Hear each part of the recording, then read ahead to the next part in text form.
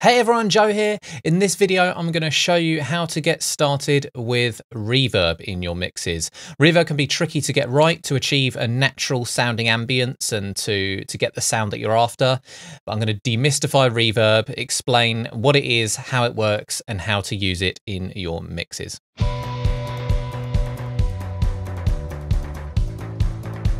So first of all, what is reverb? Reverberation or reverb describes the echoes that are created when sound hits a surface and then bounces back to be heard by the listener. The sound of the reverb depends on various characteristics of the room, the kind of surface that the sound waves are reflecting off of, the size of the room, and things like that. A digital reverb plugin or hardware unit emulates those echoes, the sound of that reverb, so that you can create a natural sounding simulation of reverb on your audio. Reverb is used in mixes for a lot of different things. Firstly, to create realism, to put your audio in a kind of natural sounding space. Reverb can draw your listener in and make your mixes sound more interesting. And it can also help to move things back and forward in the depth domain of your mixes, making things sound more far away for the listener or close to the listener. The settings or parameters on your reverb plugin are going to help you to craft your reverb and shape it into the sound that you're after. Some of them are kind of self-explanatory, some of them are a bit more complicated. So in part 2, I'm going to go over what each of the parameters are, what they do, and how you can use them. So here we are in the mix. I've got a reverb plugin open. This is the Waves Reverb. It's a very basic reverb. It's got all the standard functions that you'd find on any stock reverb plugin or most third-party reverb plugins. But this applies to any reverb plugin you're using. Even if you're using a hardware reverb, then it would apply to that too. But we're just taking a look in the box at the moment, so to speak. So starting off at the top, we have reverb type. You might see this as just type on your reverb plugin, but it's going to be ultimately the same thing. You're going to have a few different kind of emulated rooms that you can choose, which are going to sound very different. So halls, rooms, chambers, churches. Plate is a type of hardware reverb that's been emulated. And yeah, they all sound very different. So I'm going to demonstrate a couple of these different rooms for you so you can hear the difference. We just hit play on this acoustic guitar.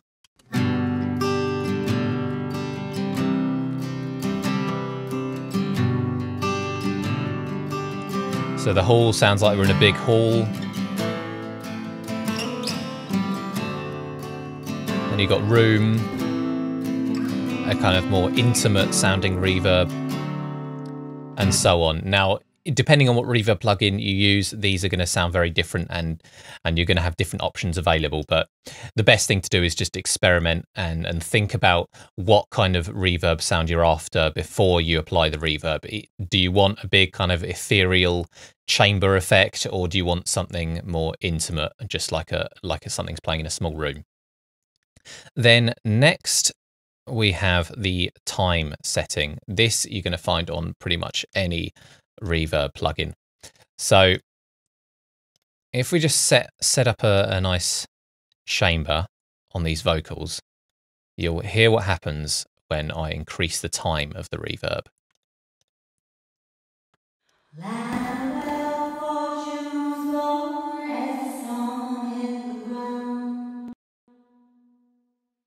So you see, it takes a little while after the singer's finished for the reverb tail, those echoes to sort of die down.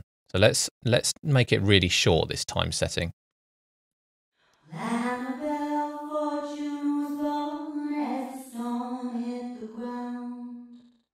Stops almost immediately. So what time's doing is extending the amount of time, pretty self-explanatory, that the reverb tail lasts for. And this is in seconds. So after the initial sound, it's going to take 2 seconds for the reverb tail to die down. This goes right up to 20 seconds. Let's have a quick listen to that. So that's going to go on for 20 seconds before it fades away, which is not very realistic. But it can be used to make some interesting effects. Then we have the size setting. Now, Again, another kind of self-explanatory one. This is about the size of the emulated room. So at 100, that's going to give us the impression that we're in a really big chamber. Let's have a listen between the two. And if we bring that right down,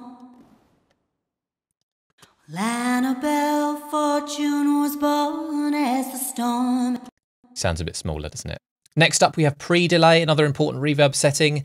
This sets how quickly the reverb starts after the initial triggering sound. So it makes a little delay before the reverb effect kicks in.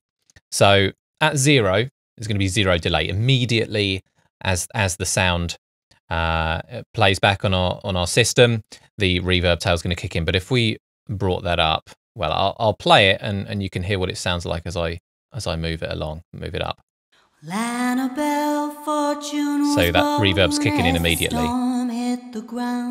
And let's bring it up to around 50.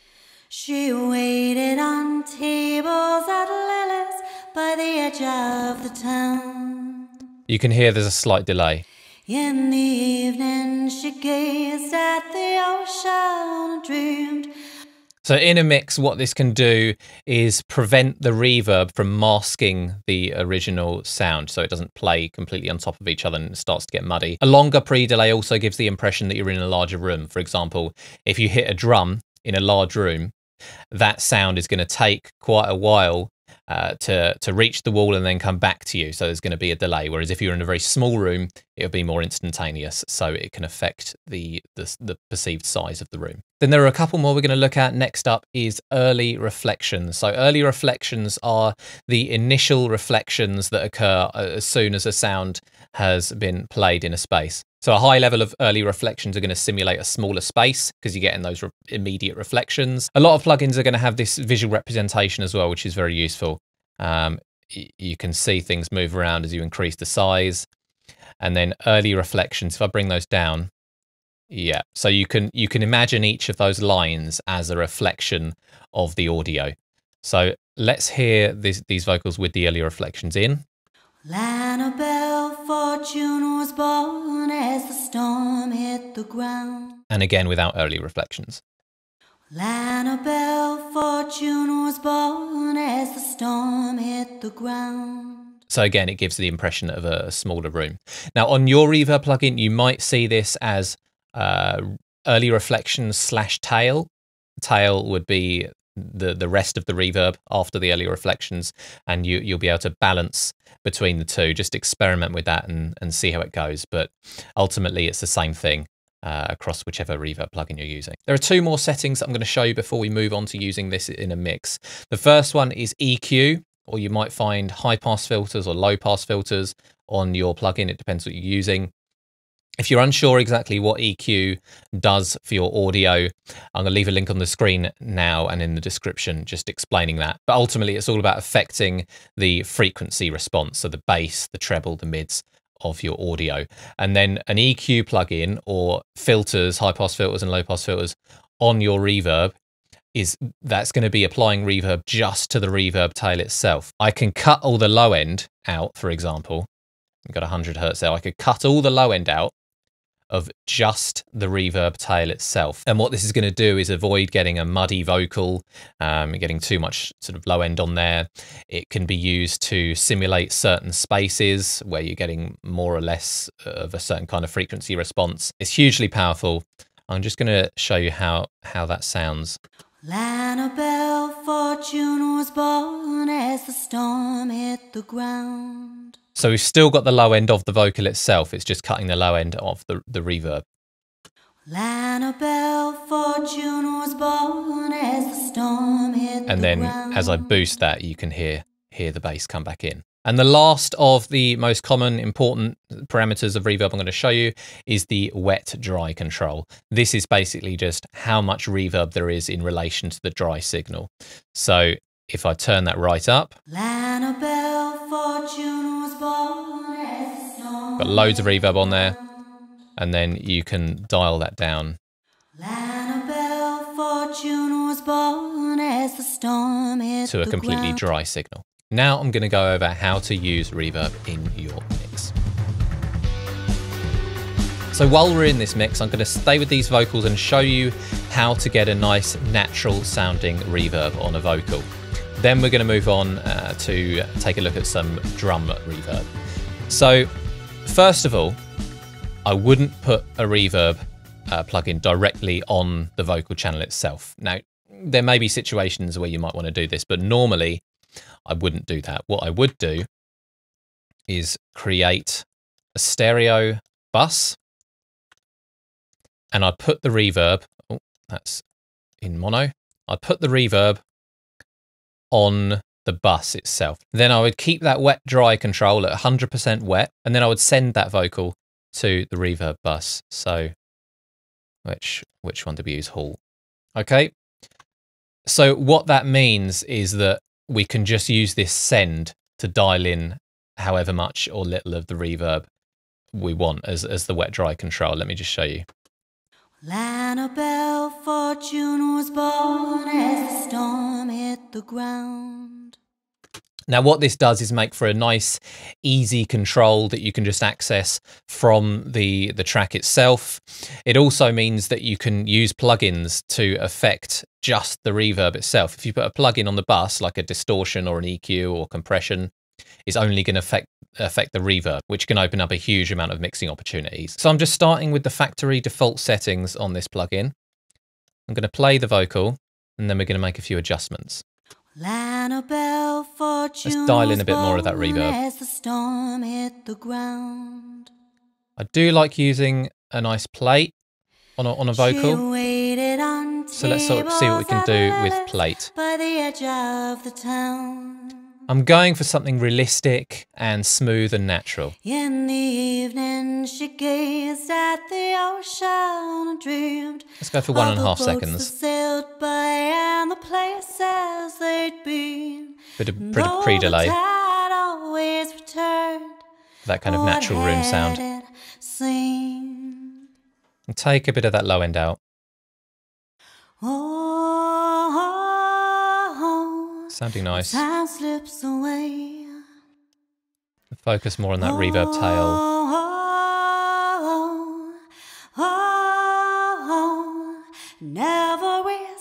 Sounding smooth. Take a bit of that mid out as well. And brighten it up. I'm not going to look at the other settings, the less common ones like damping and diffusion, just because we're going over the basics in this video.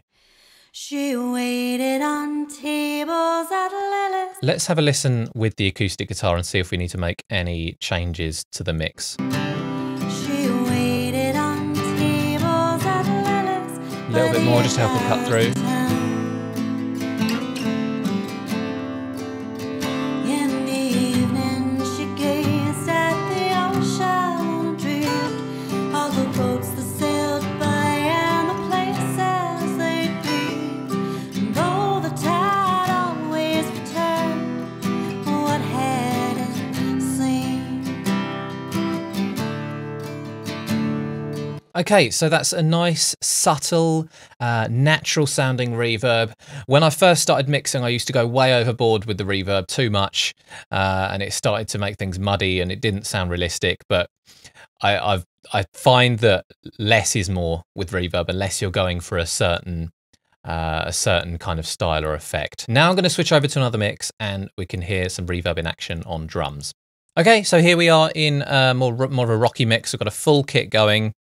I've got a bus set up, I'll call it Hall there, and then I've put a different reverb on this. This is the Deverb that's built into Pro Tools, more of a kind of simple interface, but just thought we'd try a different one. Now with the drums, rather than sending the whole kit to that reverb, what I'll be doing is sending each individual track to the reverb so I can adjust how much reverb is on each drum. Now I wouldn't be varying it too much between each drum because I want it to sound like they're all played in the same room, but it does give us a bit of control. First I have sent the whole kit through it just so we can hear what it sounds like and make some adjustments, but then I'll be sending each individual drum. So let's have a listen first just to the default setting of Deverb.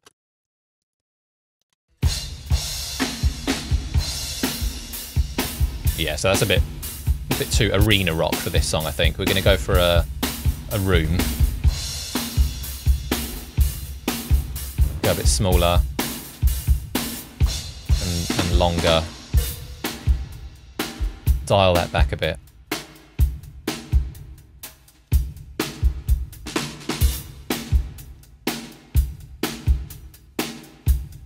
Don't really want to use pre-delay on the drums because it just makes it sound a bit weird. It doesn't need to be there. They don't tend to get masked. You kind of get like a double drum type effect, which isn't a problem for other instruments, but on drums, at least keep it very low, if not off. Unfortunately, there's no high-pass filter on this plugin. But if we wanted to, we could always add an EQ on to the reverb channel. Let's have a listen with the song. Hey, you there? Can you hear me? Make it a bit longer.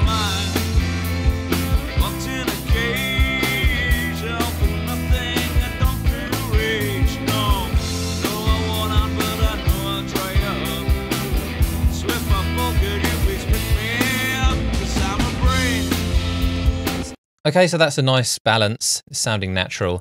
Now what I'm going to do is send each individual drum to that bus at around the same level, minus 7.5 dB.